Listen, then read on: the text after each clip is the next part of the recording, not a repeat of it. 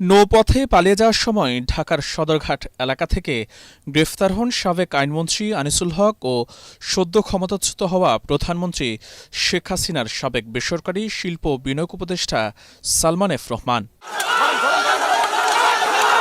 Police জানায়, কোটা সংস্কারের দাবিতে বৈষম্যবিরোধী ছাত্র আন্দোলনের কর্মসূচি চলাকালে ১৬ জুলাই ঢাকা কলেজের সামনে সংঘর্ষে দুজন নিহত হন।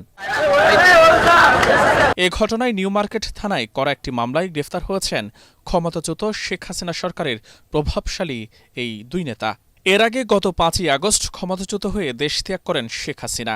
এরপরই আত্মগোপনে চলে যান আওয়ামী লীগ সরকারের মন্ত্রী, প্রতিমন্ত্রী ও শীর্ষ নেতারা। এদিকে সাবেক স্বরাষ্ট্রমন্ত্রী আসাদুজ্জামান খান কামাল ও তার স্ত্রী লুৎফুল তাহমিনা খান এবং তাদের ছেলেমেয়ের ব্যাংক অ্যাকাউন্ট জব্দের নির্দেশ দিয়েছে বাংলাদেশ ফাইন্যান্সিয়াল ইন্টেলিজেন্স। এছাড়া সাবেক ডাক, টেলিযোগাযোগ ও তথ্য প্রযুক্তি প্রতিমন্ত্রী জুনাইদ আহমেদ পলক, তার স্ত্রী ও পরিবারের ব্যাংক হিসেব লেনদেন স্থগিত করা হয়।